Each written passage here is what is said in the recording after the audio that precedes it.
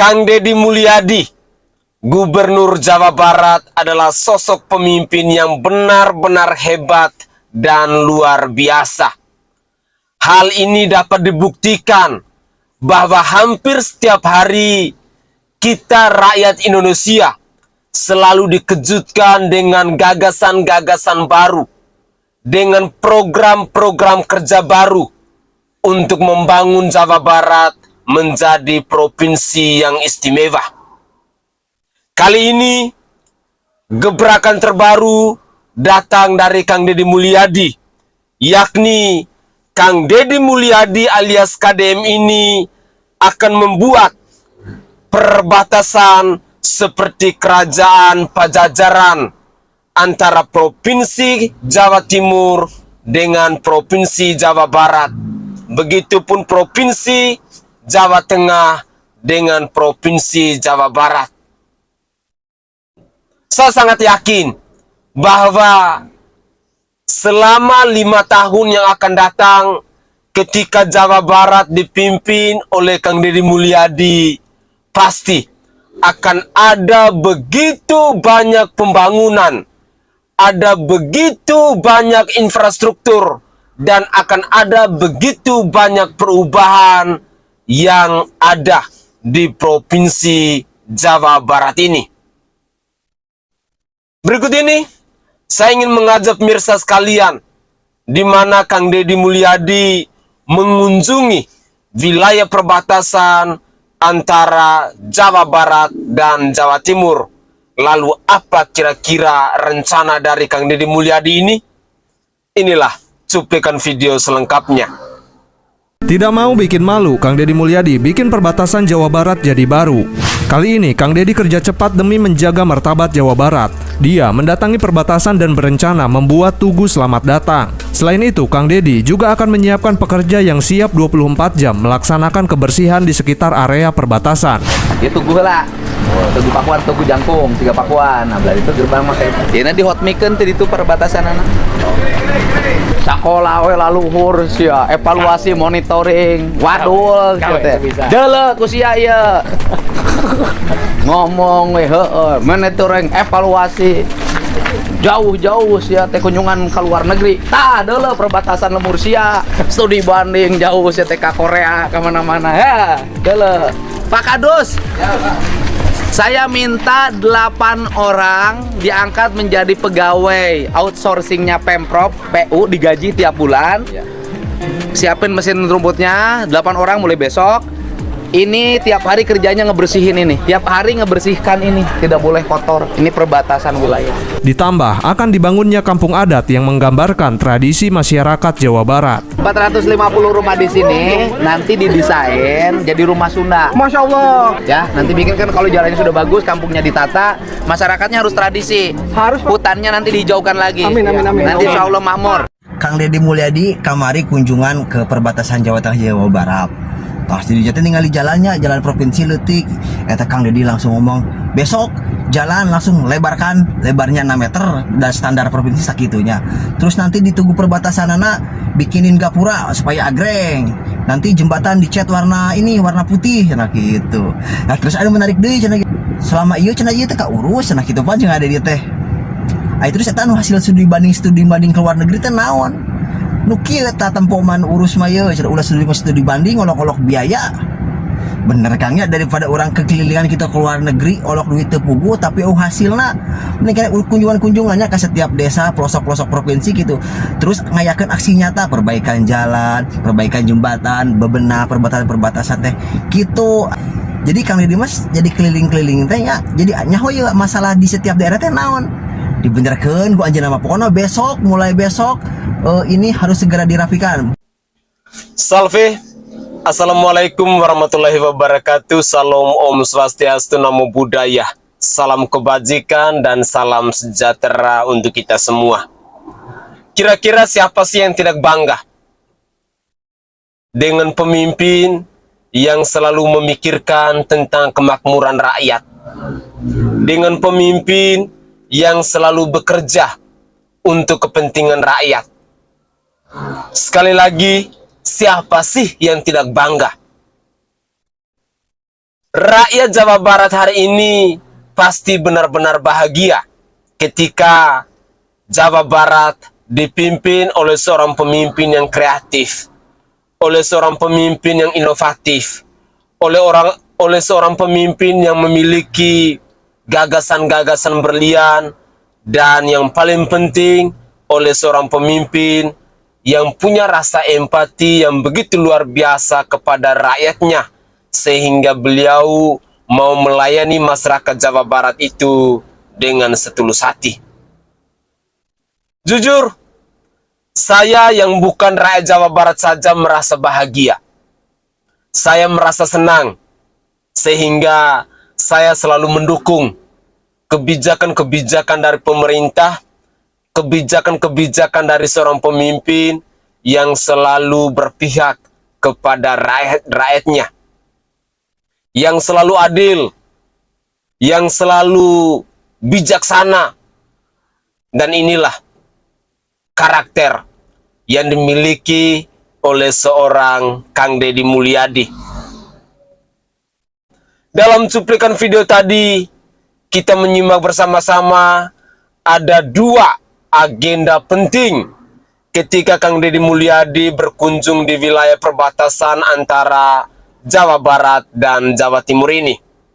Yang pertama, Kang Deddy Mulyadi akan membangun gapura perbatasan, sehingga kalau orang-orang dari Jawa Timur mau berkunjung ke Jawa Barat, pasti akan membaca sebuah tulisan, "Selamat datang di Provinsi Jawa Barat."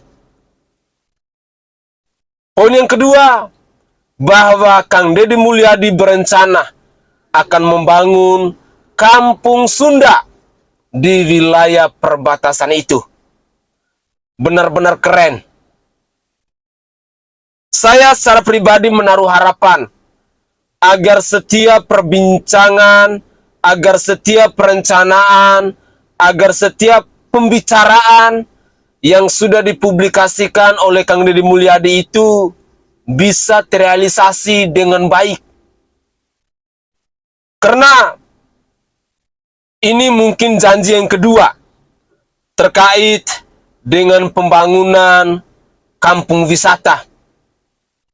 Beberapa waktu yang lalu, saat menghadiri ulang tahun Kabupaten dan Kota Bogor, Kang Deddy Mulyadi berencana, berjanji akan bekerja sama dengan pemerintah Bogor untuk membangun Kampung Pakuan Pejajaran sebagai kampung warisan leluhur, sebagai kampung pariwisata di Kabupaten dan Kota Bogor itu.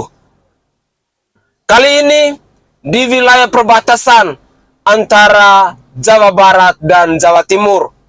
Lagi dan lagi Kang Deddy berjanji bahwa akan membangun kampung Sunda sebagai kampung pariwisata yang ada di wilayah perbatasan itu.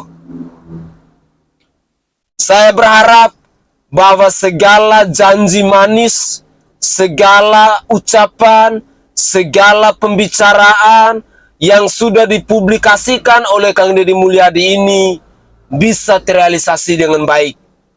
Jangan sampai besok lusa ada julukan atau ada statement yang datang dari para pembenci yang mengatakan bahwa Kang Deddy Mulyadi adalah sosok pemimpin yang omon-omon, adalah sosok pemimpin yang hanya tahu berbicara, yang hanya tahu memberikan janji manis. Jujur, saya secara pribadi sama sekali tidak mau hal itu terjadi. Sehingga saya berharap bahwa segala janji-janji yang telah dipersembahkan oleh Kang Deddy Mulyadi kepada masyarakat Jawa Barat, tolong harus terrealisasi. Harus dibuktikan dengan kerja nyata. Harus dibuktikan dengan pembangunan-pembangunan yang terus dilakukan secara masif di wilayah Provinsi Jawa Barat ini. Apalagi Kang Deddy Mulyadi menargetkan bahwa untuk mewujudkan Jawa Barat menjadi provinsi yang istimewa itu hanya dalam waktu 3 tahun saja. Jujur, kami masyarakat Indonesia tentunya akan selalu melihat janji-janji dari Kang Deddy Mulyadi. Kami selalu mencatat, kami selalu mengungkit di suatu hari nanti apabila janji itu tidak dipenuhi. Apalagi Kang Deddy Mulyadi adalah sosok pemimpin yang bagi pasukan sakit hati, mereka menilai bahwa Kang Deddy Mulyadi adalah gubernur konten, adalah gubernur pencitraan dan lain sebagainya. Tetapi bagi saya yang rakyat jelata, saya menilai bahwa apa yang dilakukan oleh Kang Deddy Mulyadi itu adalah bentuk transparansi dari seorang pemimpin kepada rakyatnya. Semoga saja apa yang direncanakan oleh Kang Deddy Mulyadi ini bisa dibukti nyatakan kepada rakyat Jawa Barat itu. Mari kita simak lagi pidato singkat dari Kang Deddy Mulyadi. Inilah cuplikan video selengkapnya. Yang bagus itu bukan mobil dinas kita, yang harus bagus adalah mobil ambulan. Itu berpihak pada Islam, itu beragama. Maka nanti ke depan kita kerjasama, ganti seluruh ambulan, gak boleh lagi yang murah, berstandar, sopirnya sejahtera, digaji, ambulannya ada oksigennya, ada perawat pendampingnya, negara hadir, ambulan gratis. Deddy Mulyadi itu tidak cocok ya jadi gubernur. Jadi nanti di 5 tahun ke depan tolong jangan pilih lagi Deddy Mulyadi jadi gubernur Jawa Barat. Kenapa? Karena Deddy Mulyadi itu ya memang tidak cocok jadi gubernur. Cocoknya jadi presiden Indonesia. Biar apa? Biar dia manfaatnya lebih luas lagi gitu ya. Dan juga kalau misalkan jadi gubernur Jawa Barat itu sekarang banyak yang mempersekusi ya. Jadi banyak yang mendebat, banyak. Tapi dengan mudah-mudahan dengan jadi presiden beliau bisa lebih punya lagi kekuatan untuk membuat undang-undang yang pro dengan rakyat dan Indonesia khususnya. Maju terus Bapak Deddy, Bapak Aing. Ya, hari-hari belakangan ini kita mendengar bahwa banyak sekali dukungan dari masyarakat, tidak saja dari rakyat Jawa Barat, terlebih khususnya rakyat-rakyat non-Jawa Barat yang selalu membuat narasi, yang selalu menyuarakan di media sosial bahwa Kang Deddy Mulyadi yang adalah gubernur Jawa Barat hari ini itu sesungguhnya tidak pantas untuk menjadi orang nomor 1 di provinsi Jawa Barat itu. Rakyat non-Jawa Barat merindukan agar Kang Deddy Mulyadi itu bisa menjadi pemimpin nomor 1 di negara kesatuan Republik Indonesia ini. Artinya bahwa Kang Deddy Mulyadi harus maju, harus kita dukung untuk menjadi calon presiden Republik Indonesia di tahun 2029 nanti. Walaupun ada pertanyaan-pertanyaan yang menggelitik di dalam benak saya bahwa hari ini rakyat Jawa Barat, kalau saya perhatikan di berbagai platform media sosial saya, ketika saya menyinggung bahwa di tahun 2029 itu Kang Deddy Mulyadi harus maju sebagai calon RI 1, rakyat Jawa Barat benar-benar protes. Mereka marah. Mereka belum mengizinkan Kang Deddy Mulyadi di tahun 2029 itu maju sebagai orang nomor 1 di negara kesatuan Republik Indonesia ini.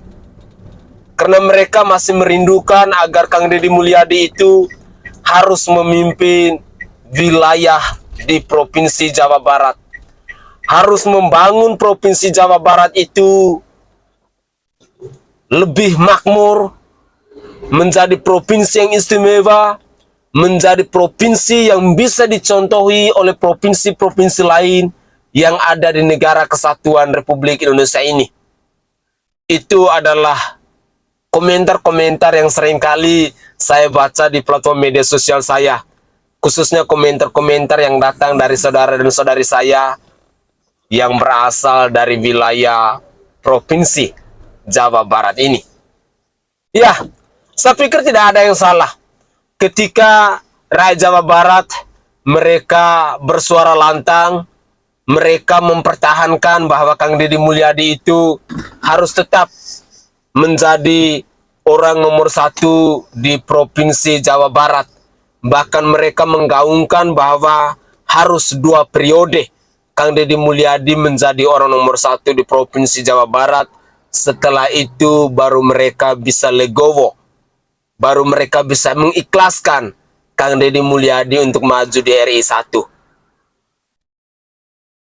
Apapun itu, ini semua adalah rencana kita. Tetapi mari kita berdoa bersama-sama. Siapa tahu Tuhan mungkin punya rencana lain. Tuhan mungkin akan mengabulkan permintaan-permintaan dari rakyat Indonesia, khususnya yang non Jawa Barat, bahwa di periode 2029 nanti Kang Deddy Mulyadi harus maju sebagai calon RI 1. Pemirsa, berikut ini ada evaluasi yang disampaikan oleh Pak Sekda, Bapak Herman Suryatman, yakni Sekda di Provinsi Jawa Barat. Beliau memberikan evaluasi, beliau menyampaikan hal-hal yang telah dilakukan oleh pemerintahan di Provinsi Jawa Barat hari ini. Kira-kira apa saja? Mari kita simak bersama-sama cuplikan video berikut ini. Assalamualaikum, sampurasun warga Jawa Barat yang istimewa. Mari sejenak kita berefleksi, ya, mari sejenak kita berkontemplasi, ya, mengevaluasi kebijakan pendidikan di Pemda Provinsi Jawa Barat, ya, yang 3 bulan terakhir diluncurkan, ya, di Jawa Barat di bawah kepemimpinan Pak Gubernur Kang Deddy Mulyadi. Mangalenyepan kurang, ya, tujuan utama dari berbagai kebijakan yang ditetapkan sejatinya nyata kumaha tiasa ngawujudkeun generasi Jawa Barat anu pancawaluya, anu cager, bager, bener, pinter, tur singer. Generasi pancawaluya diharapkan ke tiasa, ya, bersaing berkompetisi di kancah nasional, langkung tebina kancah global, ya, 20 tahun kapayun. Insyaallah tahun 2045 Indonesia emas, Indonesia tiasa jantan negara maju, salah satu negara maju di dunia, ya, satu Cina, India, Amerika. Nah, gituna, ya, generasi muda Jawa Barat harus menjadi pemeran utama, harus menjadi aktor utama, harus menjadi para pemimpin dina waktosna, dan itu harus dipersiapkan sejak dini, sejak saat ini. Nah, yang pertama kebijakan pelarangan study tour, ya, kemudian wisuda dan lain sebagainya yang membebani, ya, orang tua dengan biaya yang tidak perlu. Mendingan biaya yang ada, ya, diarahkan, dialokasikan untuk meningkatkan gizi murangkali, bedituna meningkatkan pengetahuan murangkali, ngagale buku sanes kanten referensi daripada kangge study tour wisuda yang tidak perlu, ya. Tangtos study tour biasa dilaksanakan di kotana masing-masing, ya, biasa, ya, angkat ke museum, biasa angkat ke tempat-tempat anu biasa masihan edukasi kamurangkali, ya. Salajengna aya kawijakan pendidikan karakter, ya, murangkali anu terpapar dinamika sosial, tawuran, ya, terpapar Mobile Legend, sampai monok, subuh, tabu opat dan lain sebagainya, tangtes ieu kedah diwarah kurang, kedah digeroh kurang, diantawisna melalui pendidikan karakter, ya, di Dodik Rindam 3 Siliwangi. Ya sanes dilatih perang ya, tapi dilatih bela negara, dilatih hidup berdisiplin dan lain sebagainya. Semata-mata kangge mengkalibrasi ngalampengkeun yang murang kali ya, paling tidak ya titik masuk langkung tebina mah nggak urang saserengan, murang kali diaping dijaring ke orang tua, ku guru, ku masyarakat. Saserengan formal, informal, non formal. Aya deui kebijakan ya nu diatur ku surat edaran patali sareng jam malam ya bagi peserta didik. Ya kita ketahui bahwa murangkali nu terpapar dinamika sosial yang tidak perlu, ya sebagian besar diantaranya terjadi malam hari. Nah upami murangkali tabu salapan ya, tos monok ya, duikeun kata opat, bangun pagi, sholat, berolahraga dan seterusnya, bersekolah, insya Allah murangkali bebas dari hal-hal yang tidak perlu terkait dengan dinamika zaman, terkait dengan dinamika sosial utamina yang berdampak negatif. Di sini sanes upami murangkali tidak boleh keluar malam tingawitan tabu salapan duikeun ka tabu 4 subuh. Nah, murangkali sanes mung istirahat unggul diarahkeun supados diajar belajar mandiri di rumah gitu. Paling dituna tiasa membantu orang tua dan lain sebagainya. Iya kangge ngawangun karakter murangkali. Teras surat edaran patali sareng jam efektif pembelajaran. Pami satacana Senin duikeun ka Sabtu kangge tahun ajaran baru kita arahkan Senin sampai Jumat di ngawitan tabu 6:30. Ame murang kali urang cekatan, murang kali urang terengginas ya. Nu pada akhirnya akan terbangun ya generasi yang agile, yang lincah, nu tanggon terengginas. Jadi kangge murang kali orang oke. Ya, manfaatna ya. Salajengna ya oke surat edaran patali sareng optimasi ya pembelajaran. Ya anu intina ulah masihan PR ka barudak, sangkan barudak ya di rumahna tiasa rileks langkung tebina tiasa melakukan eksplorasi. Ya oke sami tidak membebani anak ya untuk hal-hal yang sebetulnya bisa diselesaikan di sekolah. Biarkan ya anak merdeka ya, tetapi tetap dalam bimbingan orang tua, mengerjakan hal-hal yang sifatnya reflektif, eksploratif, anu tangtos ieu tiasa menguatkan ya kapasitas murang kali urang. Itu beberapa alat, beberapa tools ya, beberapa cara kangge ngawujudkeun generasi Pancawaluya. Tangtos dina prak-prakanana berbagai kebijakan ia belum sempurna karena kesempurnaan hanya milik Allah Subhanahu wa taala. Tapi paling tidak kita melakukannya sekarang juga, kita mengeksekusinya sekarang juga. Kantun kapayuna tiasa diperbaiki sambil berjalan. Learning by doing cek bahasa legek nama. Paling dituna continuous improvement ya, melakukan perbaikan yang terus menerus ya. Apabila ada kurang tentu bisa ditambahkan, apabila ada hal yang kurang tepat tentu bisa diperbaiki. Yang paling utama kita harus nindak sejak saat ini, kita harus melakukan langkah-langkah yang progresif untuk anak-anak kita. Anak-anak Jawa Barat tidak boleh jadi kuli di lemah China. Anak-anak Jawa Barat harus jadi pemimpin di lemah China, beh dituna di lembur batur, baik di tingkat nasional, langkung tebina di tingkat global. Ya mudah-mudahan ya jadi motivasi, jadi inspirasi khususnya kangge generasi muda Jawa Barat yang nonoman Jawa Barat langkung tebina tiasa ngamotivasi ngainspirasi Indonesia. Dari Jawa Barat kangge Jawa Barat, dari Jawa Barat kangge Indonesia. Lemur diurus, kota ditata, Jawa Barat istimewa. Atur nuhun. Oke guys, itu adalah penjelasan dari Sekda Provinsi Jawa Barat Bapak Herman Suryatman. Jelas ya apa yang mendasari, apa yang menjadi landasan utama kenapa Kang Deddy Mulyadi menerapkan kebijakan-kebijakan yang sangat luar biasa yang selalu dia persembahkan kepada generasi penerus di Provinsi Jawa Barat ini. Artinya bahwa Kang Deddy Mulyadi ini menginginkan agar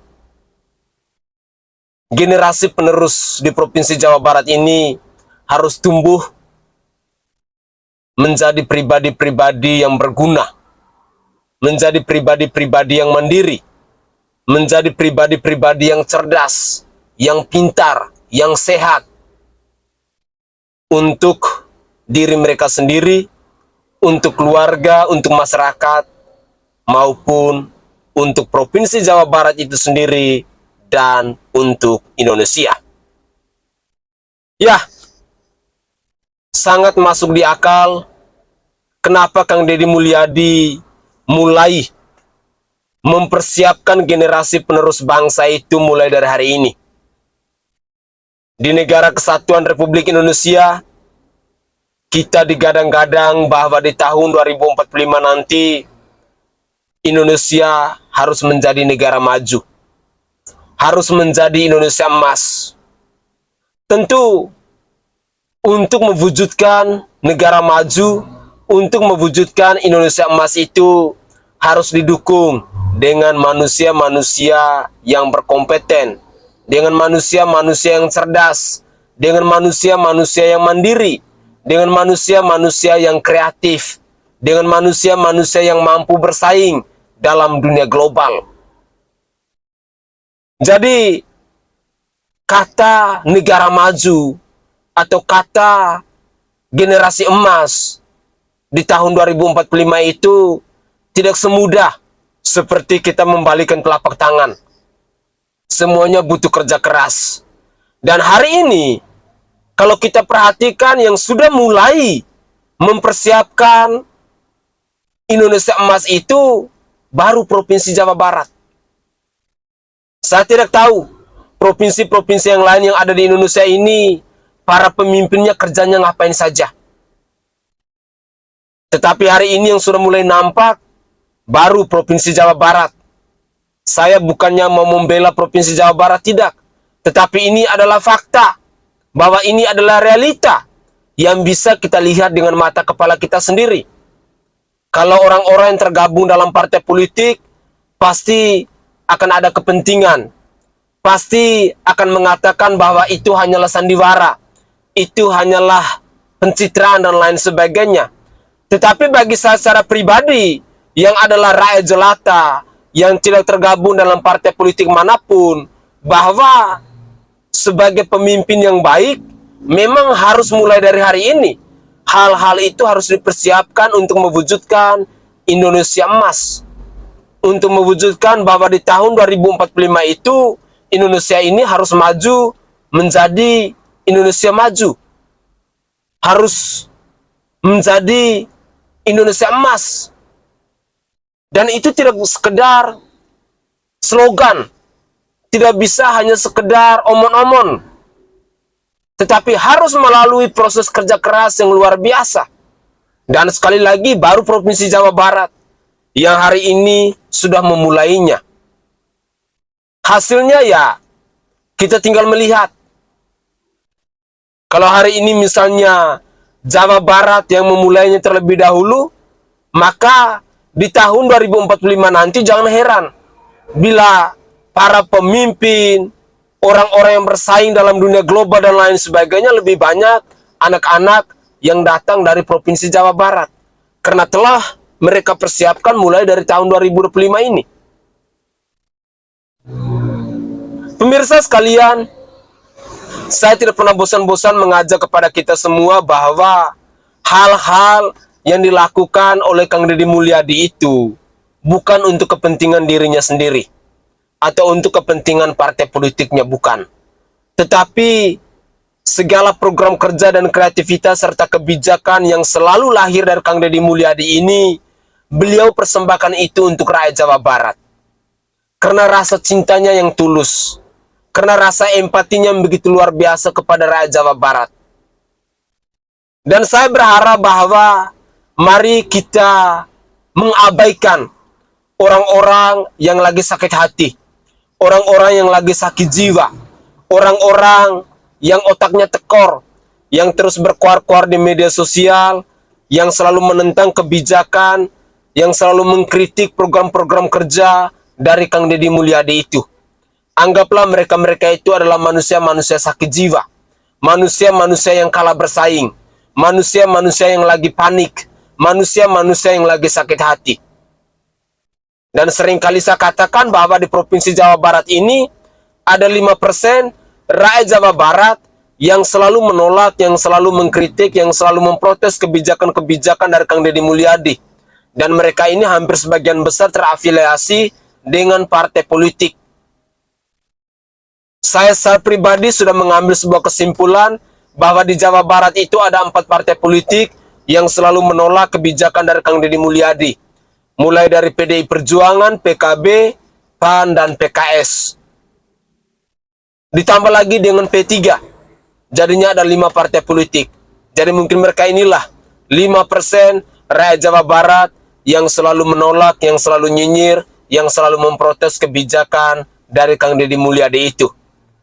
Di sisi lain, saya tidak pernah bosan-bosan untuk mengajar rakyat Jawa Barat untuk selalu mendukung kebijakan-kebijakan dari Kang Deddy Mulyadi yang pro terhadap rakyat Jawa Barat. Untuk selalu menyuarakan hal-hal positif atau narasi-narasi positif agar publik bisa melihat secara lebih objektif.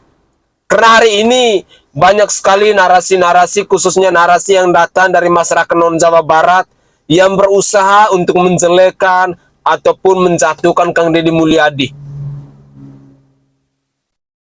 Semoga saja penjelasan dari Pak Sekda, yakni Pak Herman Suryatman tadi, bisa kita resapi bersama-sama, bisa kita renungkan bersama-sama, bahwa yang diperjuangkan oleh Kang Deddy Mulyadi itu bukan untuk dirinya sendiri, tetapi untuk generasi penerus di Provinsi Jawa Barat. Ayo, mari kita dukung program-program pemerintah, mari kita dukung pemimpin-pemimpin yang selalu mempersembahkan aksi kerja nyata kepada rakyatnya, dan terlebih khusus pemimpin-pemimpin yang selalu berpihak kepada rakyatnya. Saya Sainai dari Provinsi Nusa Tenggara Timur. Saatnya kita yang rakyat jelata harus berani untuk bersuara. Salam hormat, salam NKRI, dan salam Pancasila untuk kita semua.